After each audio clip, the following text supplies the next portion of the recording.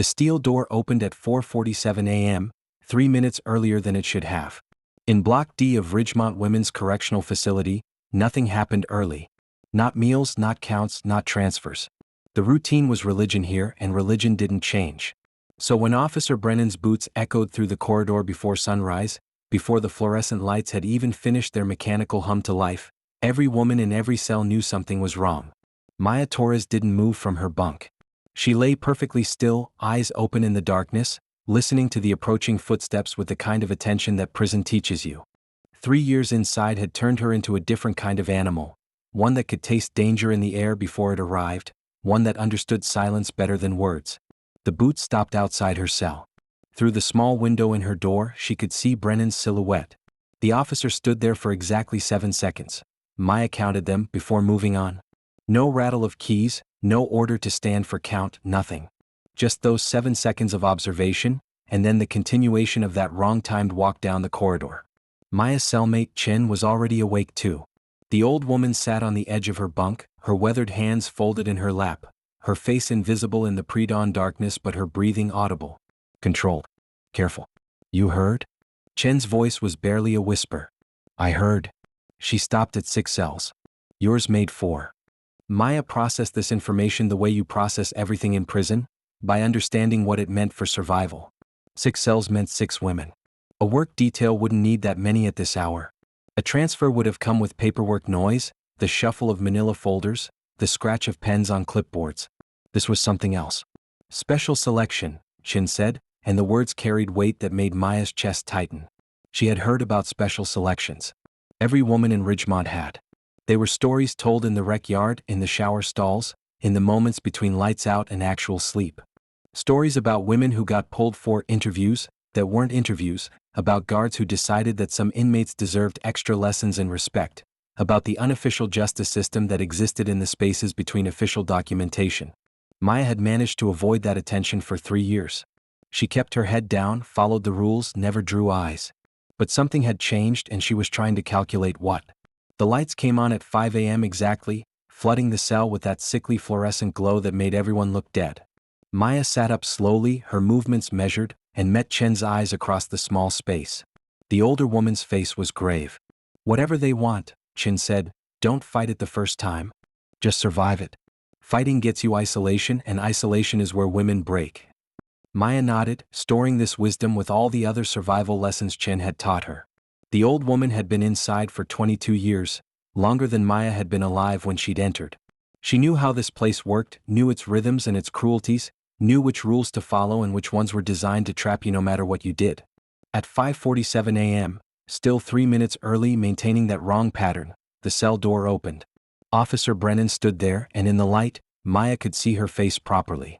Brennan was in her 40s, hard-looking in the way that correctional officers became after years of dealing with the worst of humanity. But there was something else in her expression now. Not cruelty exactly, but a kind of grim determination that was somehow worse. Torres, come with me. Maya stood, sliding her feet into the prison-issue shoes that were her only possessions besides the uniform and the photograph of her daughter that she kept hidden beneath her mattress. Chin didn't look at her as she left. Another lesson learned. Drawing attention to someone being taken away only made the guards remember you existed too. The corridor was empty. The other cells were still locked, though Maya could feel eyes watching from behind every door. Brennan walked 3 steps ahead, her radio silent on her hip, her keys jangling with each step. They passed the guard station where Officer Torres, no relation, just the cruelty of coincidence, sat reading a magazine and deliberately didn't look up. They weren't heading toward the interrogation rooms. Maya realized this with a cold understanding that settled in her stomach like swallowed ice.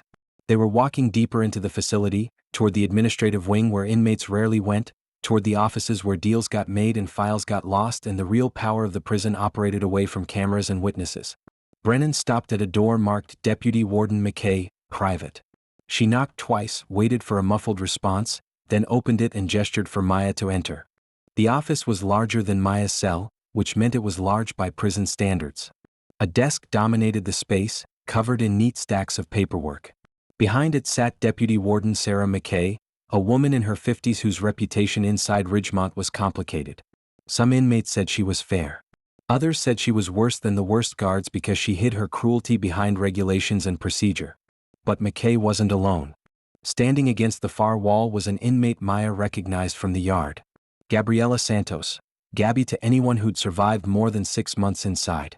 She was mid-30s with the kind of beauty that prison hadn't managed to erase, which meant she had protection. The kind of protection that came from knowing how to navigate the complicated ecosystem of favors, threats, and alliances that kept certain inmates safe while others suffered. And sitting in the chair across from McKay's desk was Yolanda Price. Maya's blood went cold. Yolanda was Block D's queen. She ran everything: commissary trades, protection rackets, the informal justice system that existed in the spaces where guards pretended not to see. Cross Yolanda and you might wake up with a broken nose. Disrespect her and you might not wake up at all. Maya had been careful to stay completely off Yolanda's radar, to be invisible, to pose no threat and offer no challenge. So why was she here? "Sit down, Torres," McKay said, her voice carrying the flat effect of someone delivering bad news they'd delivered 100 times before. Maya sat in the empty chair, hyper-aware of the positioning. McKay behind the desk. Yolanda to her right. Gabby against the wall blocking the door. Brennan outside in the hall. Every angle covered. McKay opened a folder on her desk, scanning it with the kind of performance that meant she'd already memorized its contents. "You've been a model inmate for 3 years, Torres. No infractions, no complaints, no trouble. Good work assignments. Respectful to staff. By all accounts, you're exactly the kind of prisoner the system is supposed to rehabilitate." The words felt like a trap. Compliments in prison always were. "But we have a problem," McKay continued, closing the folder and meeting Maya's eyes directly. 4 months ago you were reassigned to the laundry detail. Do you remember why?" Maya remembered.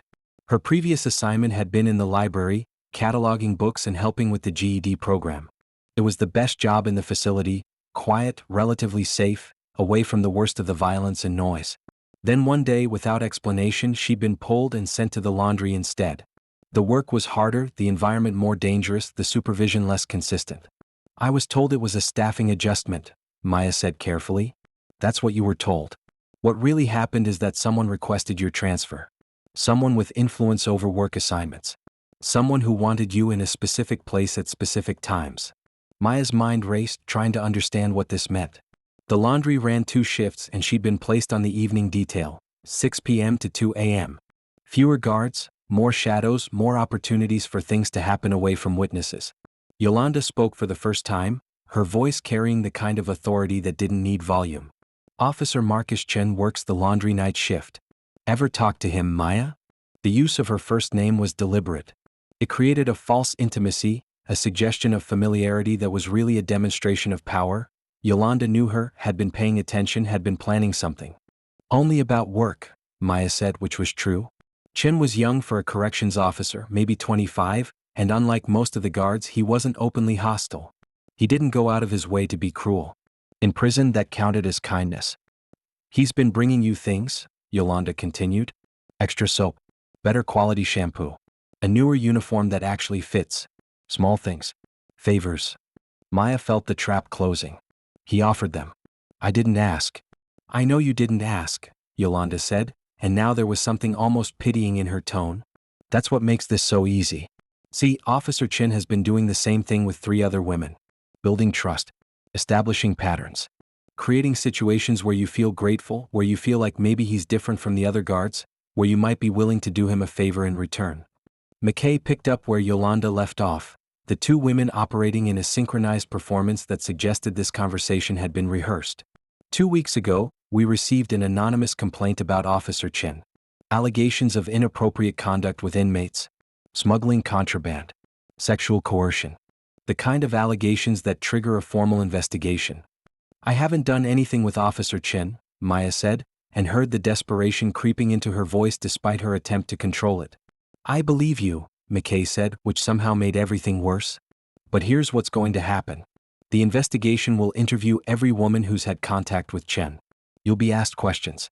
You'll be asked about the favors, about any conversations that might have seemed friendly, about any moment where boundaries might have been unclear. And depending on how you answer those questions, your name will either be part of the official report as a witness, or part of the unofficial problem that needs to be managed."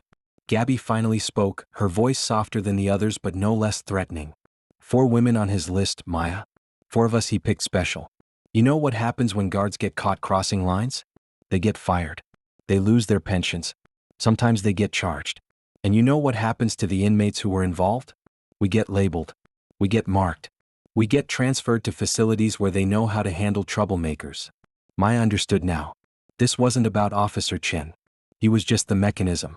This was about something else entirely, some conflict or power play she didn't fully understand but had somehow been positioned in the middle of. "What do you want from me?" she asked, and the question was directed at all three of them, McKay, Yolanda, Gabby, this triangle of authority that had pulled her into their geometry. Yolanda leaned forward. "Simple. When they question you, you tell them Chen was professional, respectful, never crossed a line. The favors were just him being decent, nothing more. You have nothing bad to say about him. And if I tell them the truth, that he never did anything wrong because he never did, then you'll be telling them exactly what we need you to tell them," McKay said. "But you'll be telling them because you chose to, not because you were forced to. And that choice means something inside these walls." The meaning was clear. Say what they wanted and earn protection. Refuse and join the long list of inmates who learned what happened when you crossed the wrong people. Maya thought about her daughter, 8 years old now, living with Maya's sister in a town 2 hours away. She thought about the parole hearing that was 11 months away, the first glimmer of hope she'd had since her conviction. She thought about Chen, the old woman who taught her how to survive, about the photograph hidden under her mattress, about every calculation that had kept her alive for 3 years. "I'll tell them the truth," she said. "That Officer Chen never did anything wrong." Yolanda smiled, but it didn't reach her eyes. "Smart woman." McKay made a note in her folder. "You're dismissed, Torres. Officer Brennan will escort you back to your cell. The investigation team will call you for an interview within the next 48 hours. Remember what we discussed." Maya stood, her legs unsteady, and walked toward the door. Gabby moved aside to let her pass, and as she did, she leaned in close enough that only Maya could hear her whisper, "Welcome to Block D's real population. The part that actually matters." The next 36 hours passed in a strange suspended reality where everything looked the same but nothing felt the same. Maya went through the motions of her routine: breakfast at 6:30, recreation time at 8 o'clock, laundry shift at 6 p.m., but she moved through it all with the hyper-awareness of someone who knew they were being watched. Because she was being watched. She could feel it in every space she occupied. In the cafeteria, where Yolanda's crew tracked her movements with subtle glances. In the yard, where inmates she'd never spoken to now nodded at her in acknowledgement. In the laundry room, where Officer Chin remained professional but distant, as if he too understood that something had shifted. Chin approached her on the second night of her shift, his face troubled. "Torres, can I talk to you for a minute?" They stepped into the supply closet, a small space that smelled like industrial detergent and steam. Chin kept the door open, proper protocol, but his body language was tense. "I'm being investigated," he said quietly. "Internal Affairs is asking questions about me and some inmates. Your name came up." "I know," Maya said. He looked surprised. "You know? Who told you? Does it matter?" Chin rubbed his face, suddenly looking much older than 25. "I never did anything wrong, Torres. I swear to God. I just tried to treat you all like human beings and somehow that got twisted into something else." Maya believed him. She could see the genuine confusion and fear in his eyes, the recognition that he'd made the mistake of being decent in a place designed to punish decency. "They're going to ask you questions," he continued. "About me. About anything I might have said or done that crossed lines. I need you to tell them the truth." "The truth," Maya repeated, and the word tasted like rust in her mouth. "Yes. Just tell them exactly what happened. That I never touched you, never said anything inappropriate, never asked for anything. Just the truth." Maya looked at him, this young guard who had no idea how little truth mattered inside these walls, how the real currency was power and perception and the complex web of obligations that kept the ecosystem functioning. "I'll tell them what I need to tell them," she said. Something in her tone must have conveyed the layers beneath the words because Chen's face went pale. "They got to you already, didn't they? Someone told you what to say." "Officer Chen, I appreciate that you tried to be decent. I do. But you need to understand something about this place. The rules you think you're following? They're not the real rules. They're just the surface. Underneath is something else entirely, and I've spent 3 years learning how to navigate it. So when Internal Affairs asks me questions, I'm going to answer them in a way that keeps me alive and gets me home to my daughter. That's the only truth that matters." She walked out of the supply closet, leaving him standing there with the slowly dawning realization that he'd been as trapped as any inmate the moment he'd walked through Ridgemont's gates. The interview happened on the third day in a small conference room that smelled like stale coffee and nervous sweat. Two investigators sat across from Maya, a man named Detective Reeves who looked bored, and a woman named Agent Torres who looked like she actually cared, which made her more dangerous. They asked their questions in a careful choreography designed to make Maya relax, to make her feel like they were on her side, like the truth would set her free. They asked about the favors Officer Chen had given her. They asked about conversations, about moments alone, about anything that might have seemed inappropriate. And Maya answered exactly as she'd been told to answer. Officer Chen was professional, respectful, never crossed a line. The favors were appreciated but never came with expectations. He treated inmates like human beings, which was rare but not wrong. She had nothing negative to report. Agent Torres leaned forward. Miss Torres, I want you to understand that you're protected here. If Officer Chen did anything at all, that made you uncomfortable, that crossed professional boundaries, you can tell us. Nothing you say will be used against you. We're trying to help. Maya met her eyes and saw genuine concern there, genuine belief in the system, genuine faith that the truth mattered and justice could be served. It was almost touching the way civilians viewed prison. As if it were a place where rules applied equally, where investigations led to accountability, where telling the truth protected you instead of painting a target on your back. Officer Chen never did anything wrong, Maya said clearly. I have nothing bad to say about him. The interview ended shortly after. Maya was escorted back to Block D by Officer Brennan, who didn't speak the entire walk but whose satisfaction was visible in the set of her shoulders. Whatever game was being played, Maya's answers had satisfied the right people. Chen was waiting near her cell when she returned. He stood at a distance, his face unreadable, and as Maya passed, she heard him say quietly, "Thank you." She didn't respond. Gratitude was another thing that mattered less than survival. That night, lying in her bunk, Maya stared at the ceiling and tried to calculate what she'd just done. She'd saved Officer Chen's career, probably. She'd earned protection from Yolanda's crew, definitely. She'd demonstrated her willingness to play by the real rules, the ones that existed in shadows and silence. But she'd also crossed a line. She'd become complicit in the system she'd spent 3 years trying to stay separate from. She was no longer invisible. She was part of the machinery now, and that machine had sharp teeth. Chen spoke from the darkness of her bunk. You did what you had to do. Did I? In here? Yes. Survival isn't about being right. It's about being alive long enough to get out. Maya thought about her daughter, about the parole hearing 11 months away, about all the calculations that had brought her to this moment. What if survival makes you into something you don't recognize? Chen was quiet for a long time.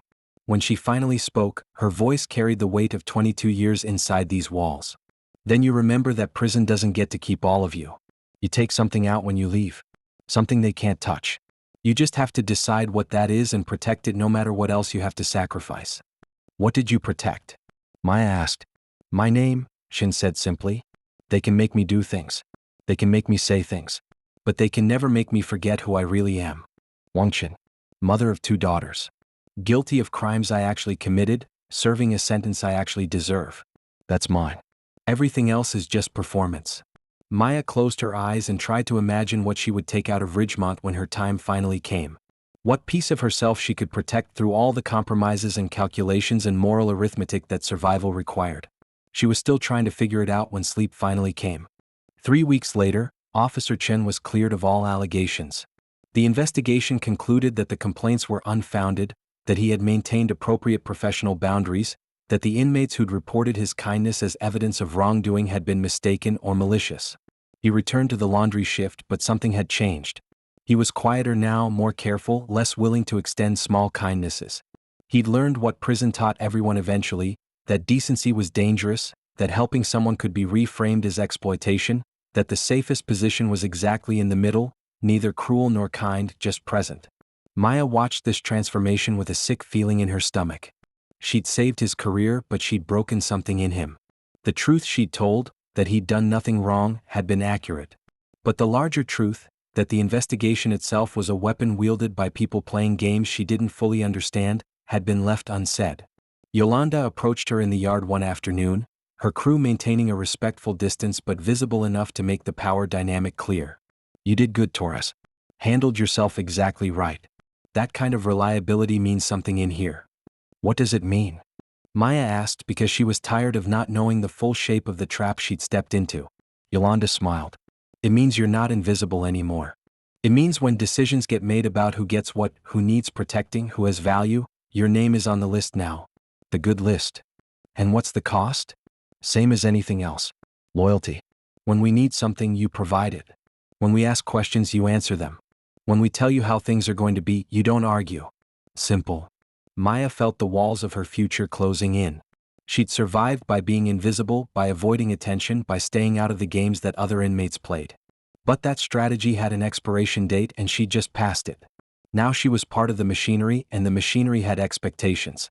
What if I say no? She asked even though she knew the answer. Yolanda's smile disappeared. Then you learn what happens to people who waste our investment. We saved Chen's career because you asked us to by playing along. That created a debt. Debts get paid one way or another. She walked away, leaving Maya standing in the yard with the weight of her choices settling on her shoulders like concrete. The rest of her time at Ridgemont unfolded according to a script she hadn't written but was forced to perform. Small favors that became larger favors. Innocent questions that were really instructions. Gradual integration into the informal power structure that ran beneath the official one. Maya told herself it was temporary. That she just had to survive until the parole hearing. That once she got out, none of this would matter. But every compromise carved away another piece of the person she'd been, and she began to understand what Chen had meant about protecting something they couldn't touch. She wrote letters to her daughter every week, letters full of lies about how she was doing, about how she was staying strong, about how everything would be okay when she finally came home. She read her daughter's letters back, full of third-grade spelling and innocent questions and drawings of houses with Maya included in the family portrait, and tried to remember what it felt like to be the mother that child deserved. The parole hearing came on a Tuesday in October, 11 months after that meeting in McKay's office. Maya sat before the board and answered their questions with the careful honesty that had become her default mode. Yes, she took responsibility for her crime. Yes, she'd used her time productively. Yes, she had support on the outside. Yes, she'd learned her lesson. They granted parole on the condition of good behavior. 6 weeks until release. Maya returned to Block D with the news, and the congratulations she received felt genuine from some inmates and calculated from others. Chin smiled and said she was glad and Maya believed her. Yolanda nodded with satisfaction, as if Maya's success reflected well on her investment. But Officer Chin, the guard, not the cellmate, pulled her aside that evening with a troubled expression. Torres, I need to tell you something before you leave. They stood in the supply closet again, that same space where he'd asked for truth months earlier. His face was harder now, more lined, aged by understanding. The investigation, he said quietly. It was never really about me. I figured that out eventually. It was about creating leverage. About identifying inmates who could be controlled. You were selected, Maya. You and 3 others. They knew I'd been decent to you, knew that would make you vulnerable when they needed you to be. Maya felt something cold settle in her chest. You're saying it was all planned? From the beginning? I'm saying this place has layers. And the people who run those layers are very good at identifying which inmates can be broken the right way. You survived by being smart and careful, but that same intelligence made you valuable. They didn't want to break you. They wanted to recruit you. For what? Chin shook his head. I don't know all of it. But I know that Yolanda doesn't run Block D alone. She answers to someone. And that someone identified you as an asset worth cultivating. The investigation, the pressure, the debt, it was all designed to fold you into the system. Maya thought about the past 11 months, about every favor and compromise, about the way her parole had been granted surprisingly easily after years of denials. My release. Is that real? I think so. But I also think they expect something from you. On the outside. The implications crystallized slowly. Prison didn't end at the gates. The systems that operated inside these walls extended beyond them, into the world where Maya thought she'd be free. Whatever debt she'd accumulated would follow her home. What do I do? She asked. I don't know, Chin admitted. I'm just a guard who figured out too late that being decent made me a pawn. But I'm telling you because you should know. You should understand what you're walking into. Maya's last night at Ridgemont, she lay awake listening to the familiar sounds of Block D, the coughs and whispers, the footsteps of guards on rounds, the hum of fluorescent lights that never fully darkened. Chin was already asleep in the bunk below, her breathing steady and even. At 3:47 a.m., that wrong time hour where everything had started, Maya heard footsteps approaching. Not Brennan this time. Someone else. The steps stopped outside her cell, and through the small window she saw Yolanda's face. The door was locked. It should have been impossible for an inmate to be in the corridor at this hour. But Yolanda was there anyway, which told Maya everything about how deep the corruption ran. "Tomorrow you leave," Yolanda said quietly, her voice carrying through the metal. "You go home to your daughter. You start over. That's the dream, right? That's what kept you going." Maya didn't respond. "Someone will contact you. Maybe a week after release, maybe a month. They'll mention a mutual friend. They'll ask for a favor. Small thing, deliver a package, pass along information, just help us help someone on the inside. You'll want to say no. You'll think you can cut ties, disappear, start fresh." Yolanda's face was expressionless in the dim light. "But then you'll remember that your sister's address is on file. That your daughter's school is a matter of record. That parole comes with conditions and supervision and the constant threat of being sent back. And you'll realize that the prison doesn't end when you walk out that gate. It just changes shape." She disappeared as silently as she'd arrived, leaving Maya staring at the space where her face had been. Chin stirred in the bunk below. "You heard?" "I heard. What will you do?" Maya thought about her daughter, about freedom, about every choice that had brought her to this moment and every choice that still waited ahead. "I don't know. I'll figure it out when I get there." "That's all any of us can do," Chin said softly. "Figure it out as we go. Survive as long as we can. Protect what we can protect." At 8 a.m., Maya walked through the gates of Ridgemont Women's Correctional Facility carrying a small bag with her possessions and a larger burden of understanding. Her sister was waiting in the parking lot, her daughter beside her, bouncing with excitement that was almost painful to watch. Maya hugged them both, feeling like a fraud, like someone wearing her own skin but no longer fully inhabiting it. They drove away from the prison and she watched it shrink in the rearview mirror, that concrete monument to punishment and power. But it didn't disappear. Even when it was out of sight, she could still feel its weight, could still hear the echo of those footsteps at 3:47 a.m., could still see Yolanda's face through the cell window delivering promises that were really threats. 2 weeks later, a woman approached her at the grocery store. Smiled pleasantly. Said a mutual friend had mentioned Maya might be willing to help with something. Just a small favor. Maya looked at this stranger, well-dressed, professional, completely ordinary, and understood that the machinery extended further than she'd imagined. She thought about saying no. Thought about running. Thought about exposing everything to her parole officer, to the police, to anyone who might listen. But she also thought about her daughter sleeping safely in the bedroom they decorated together. Thought about the parole conditions that could send her back to Ridgemont on any violation. Thought about Officer Chen's warning that some prisons don't have walls. "What kind of favor?" Maya asked. The woman's smile widened. "Just a delivery. Simple. Easy. The kind of thing friends do for each other." Maya took the address written on a small piece of paper. Made the delivery that evening.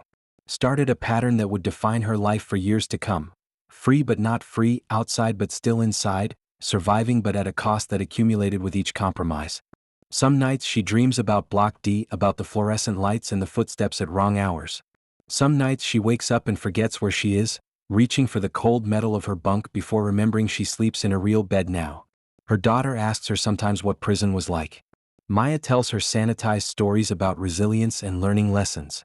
She never mentions Yolanda or Chen or Officer Chen or the investigation that was never really an investigation. She never explains that the worst part of prison isn't the confinement. It's discovering that the walls were always an illusion, that the real prison is built from choices and compromises, and the understanding that freedom is just another word for a different kind of sentence. 3 years after her release, Maya still makes deliveries. Still answers when mutual friends call. Still plays her small part in machinery that extends through prison walls and into the world beyond them. Still survives because that's what she learned to do, and some lessons you can't unlearn no matter how desperately you want to. Her daughter is 11 now. Happy. Safe. Unaware of the calculations that keep her that way. And Maya lies awake at 3:47 a.m. sometimes, listening to the silence of her free life, and wonders if Chin ever got out, if she's still alive, if she managed to protect her name through everything that came after. Wonders if Officer Chin still works at Ridgemont, still guards the laundry room, still remembers the investigation that taught him the real rules. Wonders if anyone ever really leaves prison, or if they just learn to make the walls invisible. The answer, she knows, is that some questions don't have answers. They just have the silence before dawn, and the weight of choices made at the wrong hours, and the understanding that survival comes at prices that can't be calculated until long after you've already paid them. She gets up, makes coffee, wakes her daughter for school. goes through the motions of her free life, and waits for the next call, the next favor, the next reminder that Ridgemont Women's Correctional Facility is still there, always there, just out of sight but never out of reach. This is what prison teaches you. The walls don't keep you in. They follow you out. And freedom is just another word for learning to live with them.